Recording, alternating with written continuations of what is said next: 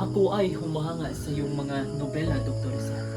Pero hindi ba mas nakahanga na tayo ay armadong nakipaglaban para sa kalayaan? Andres, hindi sandata o talim ang gag, kundi ito at ito. Ladislaw, ano ang ginagawa mo dito gabi na? Andres, si Rizal, dinakip. Ano ang ating mga kasama upang itakas ka dito? Huwag Andres, hindi ito ang paraan. Lalong nang gugulo, Paano na ang nabuong mong samahan? Sino ang mangunguna sa amin dito? gagawan ko yan ng paraan.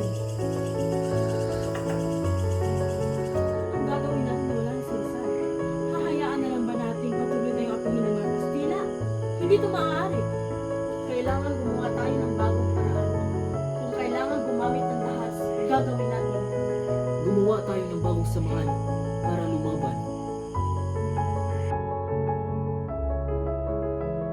Mapanganib man ang ating tatahakin, hindi tayo dapat na matakot dahil tayo ang kataas-taasang kagalang-galang na katipunan ng mga anak ng bayan.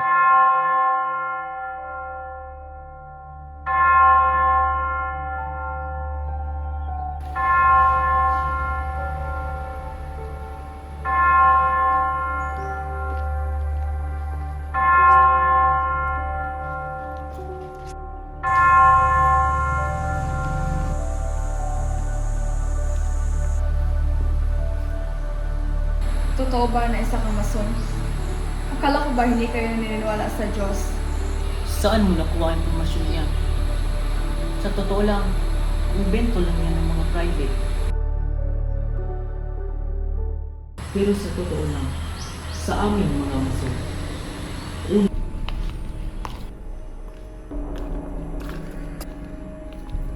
Padre, parang awa mo na, Padre. Ibigay niyo na po ang sahod namin. Matagal na po kami hindi sinasahuran. May mga pamilya din po kami pinapakain. At may anak po ako may sakit, Padre. Awa? Sobra ka na, Padre. Anong klaseng Diyos ang meron ka? Sino ka?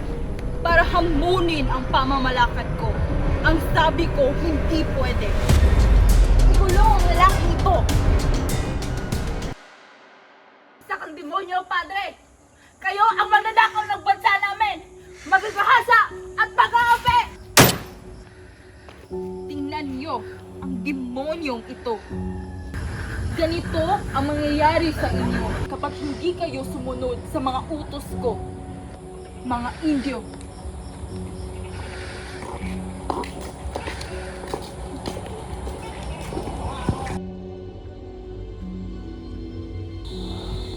Sinabi ko naman sa'yo, huwag ka na lumaban. Sinabi ko naman sa'yo, huwag mo silang labanan dahil wala tayong kalaban-laban, anak.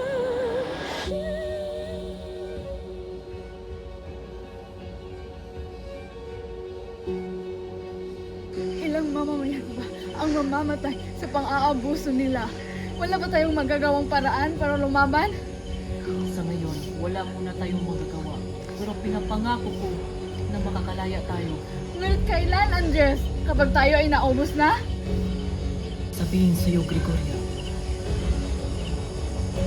mayroon kaming itinayo isang samahan. Ito ay labanan para sa dahas. Sasali ako. Hindi maaari. Masyadong mapanganib at baka mapahamak ka. Andres! Ilan na ba ang sumali sa ating samahan? Mga 300. Sa Manila? Hindi, sa buong bansa. Paano natin malalabanan ang mga Kastila kung 300 lamang tayo? Isang taon na ang nakalipas. Andres, ikaw na lamang ang manguna. Dahil mas maraming sasali kung sisimulan mo ang himagsikan. Hindi pa ito ang tamang panahon.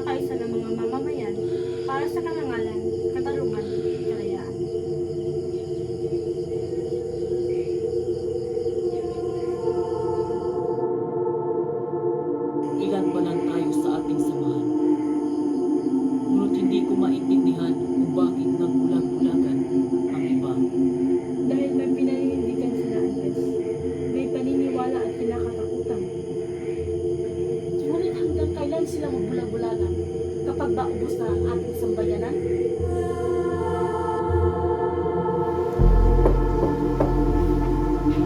Ano ang kalagayan ng mga Tagalogan noong unang panahon? Malaya at mapayapa ang ating bayan bago dumating ang mga dayuhan. Ano ang kalagayan nila ngayon? Inabuso tayo ng mga Kastila, lalo na ng mga praile. Ano ang kalagayan sa mga darating na panahon? Pupuksain ng katapangan ang pag-abuso ng mga Espanyol. Nasa harapan mo ang tinatawag mo na traidor. Ano ang hatol mo sa kanila? Kamatayan. Ngayong kasali ka na sa kilusan, ano ang gustong itawag namin sa iyo? Magdalo, Supremo. Binabati kita Emilio Aguinaldo o Magdalo. Ang susunod na henerasyon ay kasali ng ating responsibilidad.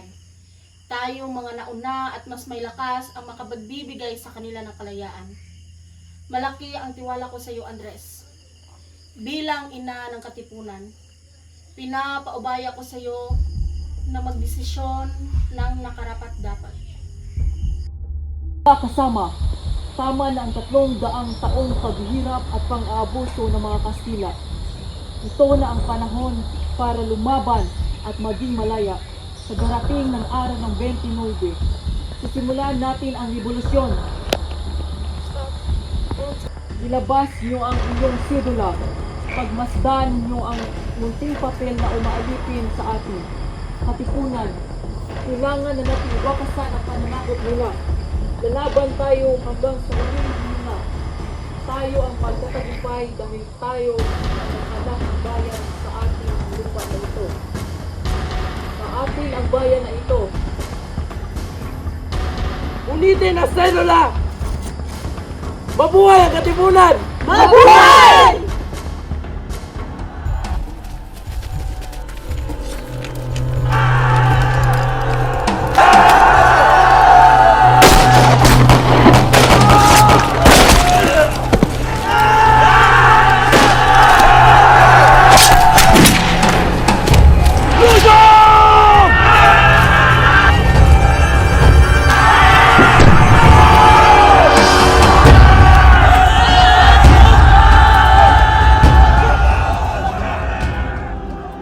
Sunod-sunod na ang pagkatalo ng Katipunan sa Manila. Makatuluyan na itong babagsak.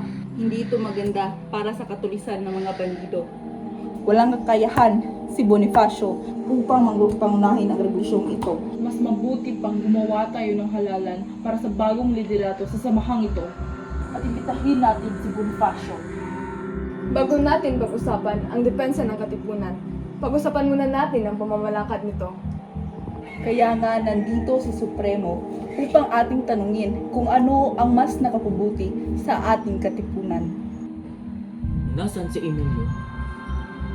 Mawalang galang na, pero sunod-sunod na ang pagkatalo ng Katipunan sa Manila. Hinay-hinay lang sa iyong pananalita. Lahat ng Kastila ay nasa Manila.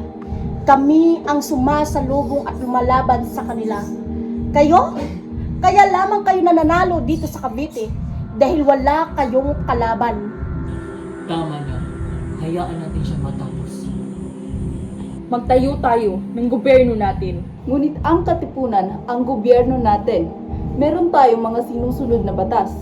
Tandaan nyo na hindi tayo aabot sa ganito kung wala ang katipunan na sinimulan ni Supremo. Para maging patas ang ngalan ng demokratiko.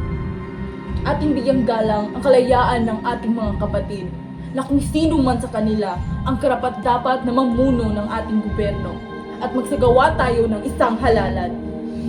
Kung meron man ang karapat-dapat na mamuno nito, walang iba kundi si Supremo dahil siya ang nag-organisa at bumuo nito.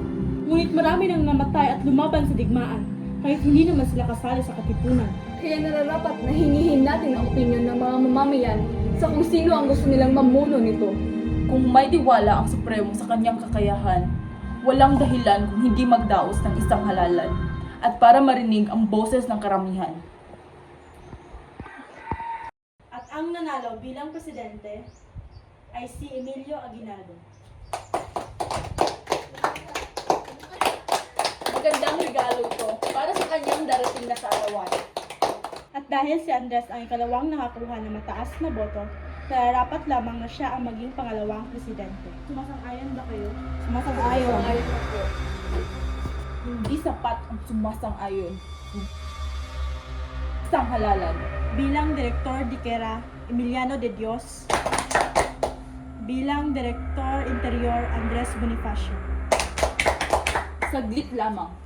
Hindi maaaring mahawakan na walang abugasya ang posisyong ito. Alam naman natin lahat na si Andres ay hindi nakapagtapos ng pag-aaral. Magagampanan ba ito ng isang taong walang pinag-aralan? Tama na! Kanina mo pa ako ininsulto. Hinahamon ba ako? Halika at magtalo tayo. Tama na. Umupo ka muna, huwag muna patulan. Malinaw na ang usapan. Nagkasundo tayo na galangin natin ang kalalabasan ng halalang ito. Pero kayo na rin mismo ang sumira dito. Bilang supremo ng katipunan, ipinagwawalang bisa ko ang halalang ito. Hindi ko itinayaan ang sarili para magaganito tayo. Hindi ako ang kalaban. Dahil sa paglabag ni Bonifacio sa atin, baka ito na ang simula ng paghahatik ng ating lahi. Maraming sumusunod kay Andres, at ang katipunan ay hindi na sumusunod sa atin. Baka ito na ang maging hadlang para sa mga plano natin sa ating bansa. Kailangan nang ikulong si Andres at baka magaya sila ng mga Kastila na ating maging kalaban. Dakping si Andres Bonifacio.